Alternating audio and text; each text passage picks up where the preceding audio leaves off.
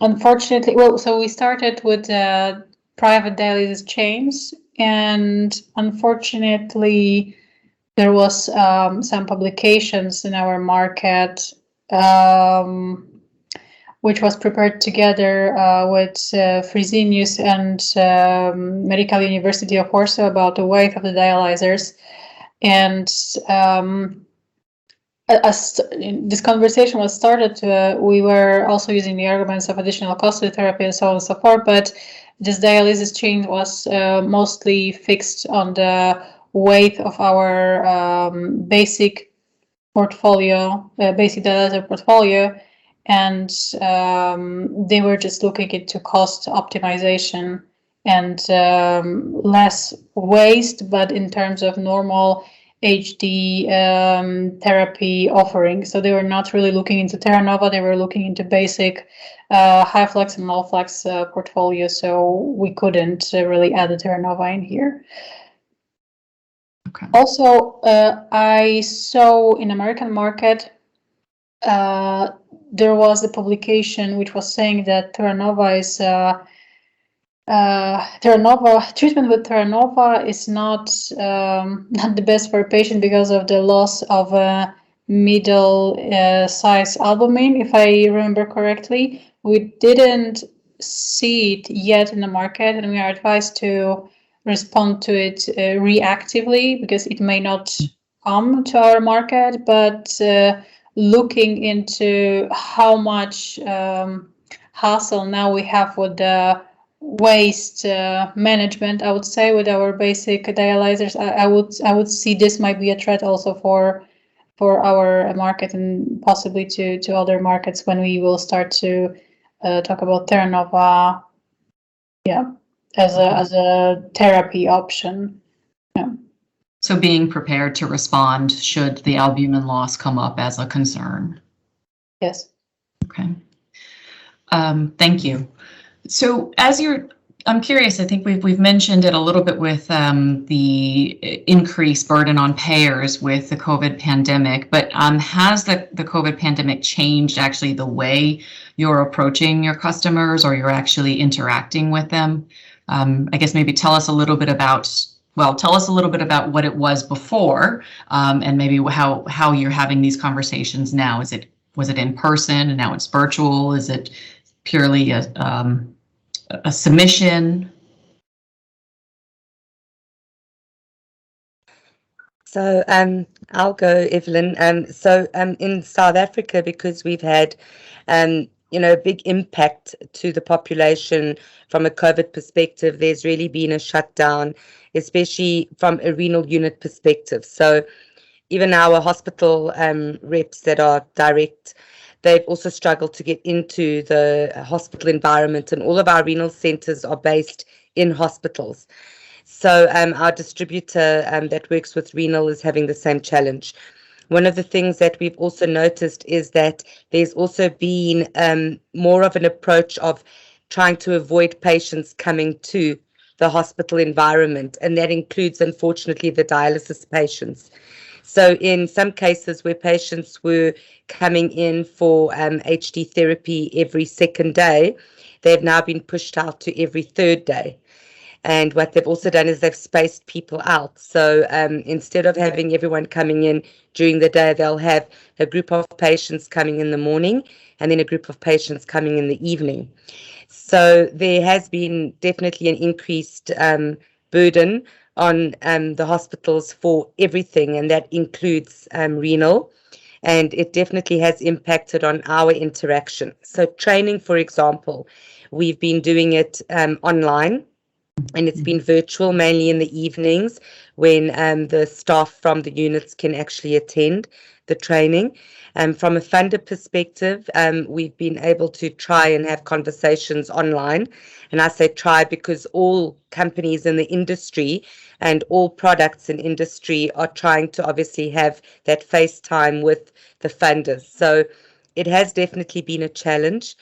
And we have seen that there has been an impact. Our acute business, funny enough, our CRRT, so dialysis and ICU, that has increased phenomenally because of the direct relationship to COVID.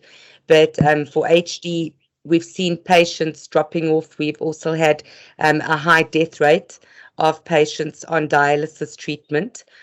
So COVID has impacted on everything from patient numbers to number of sessions done per patient to access to the units, to the funders. In every aspect, we've had an impact. As you mentioned, it sounds like everybody's trying to get that valuable time with the funders, and it's all online now. With the tools or the materials, does it change what you would like? Either obviously moving something that was better for in-person to virtual presentation, or are you looking for things that maybe can be sent and either ahead of time that the funders can look at on their own? Does it any of those types of tool changes? So I'm actually about to send Susan the mail that she asked. Ideally, I think the one tool that I would really like to have for South Africa is pharmacoeconomic data focused on South Africa, which is difficult, and I know it's very costly. You know, in previous multinats that I've worked in, it's cost us a lot of money to do local data, and that really is what funders like to see. They like to see our environment, our patients, the impact to our market, as opposed to seeing, you know, examples of US data. So for now, that's what we do have. But it would be ideal if we could have a localized, you know, PE model. And, you know, if not localized, then maybe a kind of template that we could work with where we could input local data, which would then translate into a PE model that would be more conducive to the South Africa environment. And that's something that I've worked with in other organizations, which worked quite well, where there was a template designed for use in all countries. So, you know, in the background, you've got the clinical data, but at the same time, in a template, preferably in Excel, we can actually input number of patients in South Africa, cost of reimbursement, you know, what does the market currently look like, the benefits of our product, pricing, all of that. So maybe that's something we could look at. I think really that is our biggest challenge, because all the other tools that we have, which you've also shared in a previous email, we use those. They're very efficient, especially when we're doing training of staff in centers, especially when we're trying to, you know, have the key opinion leaders buy into the use of HDX therapy. And it works really well. All of the information is there. It's just really a PE model that we ideally need to push it across the line for funders. Yeah. Understood. Thank you. Evelyn, I'll follow up you offline on that one, Sandra, but the template for the global model is in Excel, so you probably weren't involved, I'm guessing, because it sounds like you had a consultant do it, but it is a template, so I'll figure out how to better understand what else you would need, but that was the intention of what you're describing, so I look forward to your email. You can start there. Thank you. Thank you. Thank you. I'm sending you very basic stuff, Susan, what we have. Bye. So I'll start there. if you have anything, it would be awesome. Thank you. Konstantin, what about in Russia, as you're talking with private clinics? How has that changed with COVID? Are you able to still have those interactions, or has the number, as Sandra mentioned, the frequency or difficulty changed? It's a change. We have now we have more conversation by phone, and I send a lot of emails with documents and different things. But we started to meet in person, and now I'm on my business trip in Yekaterinburg. Yesterday I met with owner of one of the biggest private chain in Russia, Unona. They bought a lot of our dialyzers, and that's why the things change now, and we can go to business trips.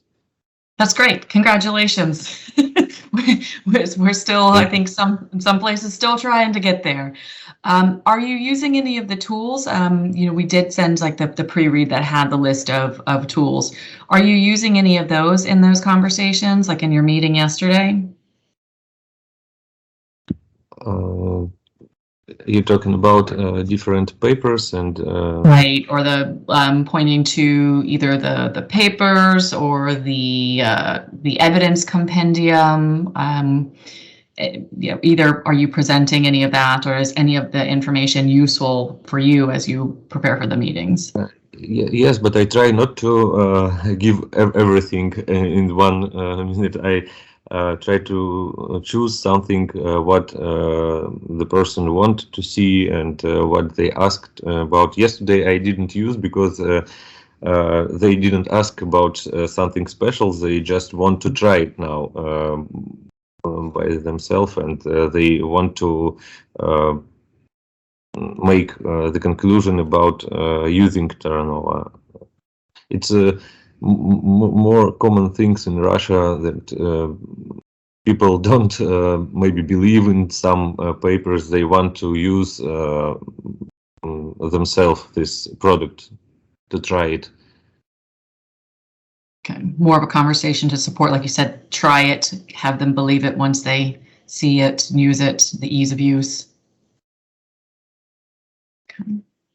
Magdalena, what about in Poland?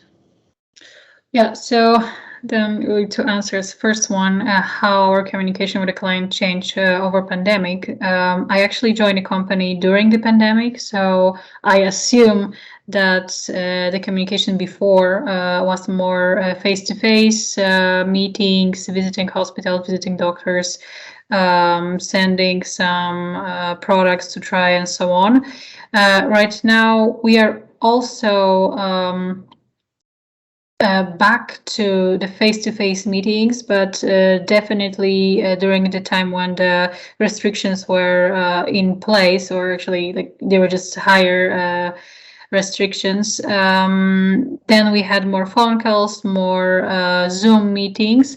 Although I see that these Zoom meetings are not necessarily as well perceived as the meeting face-to-face. I don't know why is it like that. Probably just it's easier to make a business and have some conversation when you are not conversating with the screen.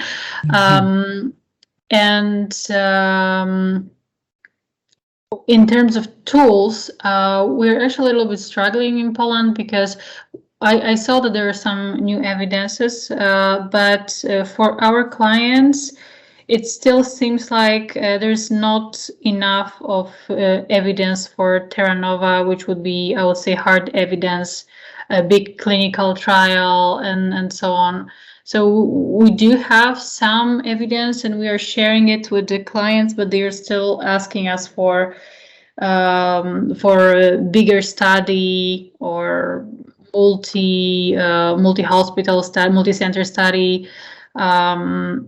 So even though we are delivering something, it's new, it's well perceived because it's new, but it's too new to actually implement in their facility. So we do have a little bit of struggle in here, to be honest.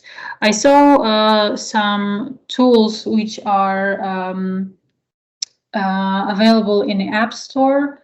This is just the easy animation, I would say, how blood is cleaned by HDF and Terranova.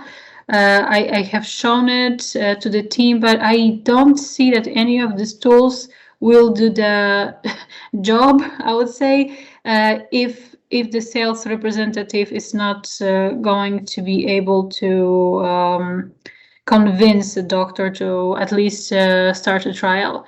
So we have a couple of hospitals which started using Terranova after they got sampling, and they saw that patients are feeling slightly better after hemodialysis.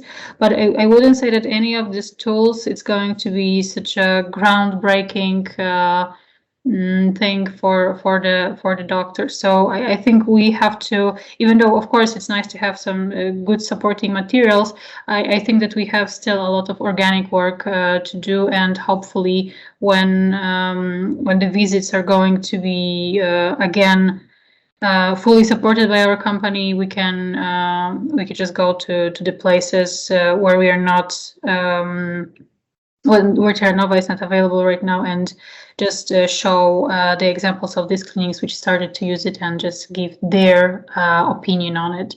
I think what works the best is to show that other similar facilities, doctors which has similar problems with the patients are using Terra Nova, and it helps in their daily work. I was just going to ask that, are you using those hospitals that have implemented or tried it and seen the improvements in their patients as sort of case examples for the next hospital? And it sounds like maybe that Yes. is successful. Yes.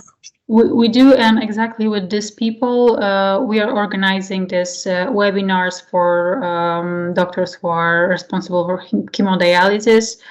And we try to grow them to be our Terra Nova KOL. Yeah, we don't. Well, also we do not want to talk about the product itself. We rather want to talk about the HDX therapy as a just new therapeutic solution. But well, it was a hard year to talk about new therapy.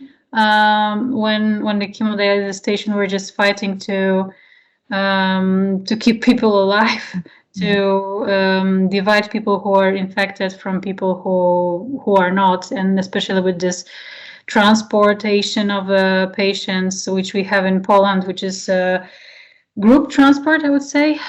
It was extremely difficult, and they had just different problems than better quality of treatment, I would say. So I'm really looking forward into a possibility of face-to-face visits and onboarding of new clients with some trials, product trial. Yeah. That's terrific. Thank you. So we are at the end of our time, and I do want to be respectful of that. I really appreciate everybody's thoughts and feedback and input. As I mentioned, your Baxter Global colleagues, after we complete all of the interviews, will gather the information and share any actions to be taken. We do ask one more little bit of feedback. After this call, you will receive a link to a post-meeting survey that is specific to the tools that we sent in the pre-read. We'd love to get your thoughts on which of these you would use, who you would use them with. Aditya, for sure. There's space for, what additional tools.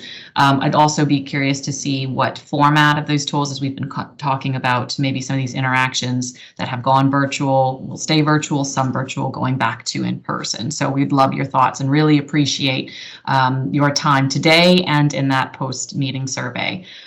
Susan or Olga, any last questions or comments for the group? I just want to recognize the participation of the group. Thank you. I decided to stay quiet as all the questions and answers were very interesting. But please feel free to connect. I think maybe Magdalena, for a few of your questions, I'm happy to follow up after the call, of course, as needed. And for everyone, as Evelyn said, please wait for that survey that is pending as the next step to close this group exercise, and wait for more information from us after we finish all the interviews that are happening with more than 20 countries in the world. Thank you so much for participating today. We appreciate your time. Thank you. Olga, if you have some more questions to me and to Polish market, I'm happy to follow up right after the call. If you're available, we can just set some meeting for 2:15 maybe and connect. Okay, I will try to do that. I am right now entering in another call, but I will look for a moment for us to talk. And thank you, Sandra, right, and Aditya and Konstantin also for your inputs. Thank you so much. Thanks everyone. Thank you, everyone. Have a great rest of your afternoon. Bye-bye. Bye-bye.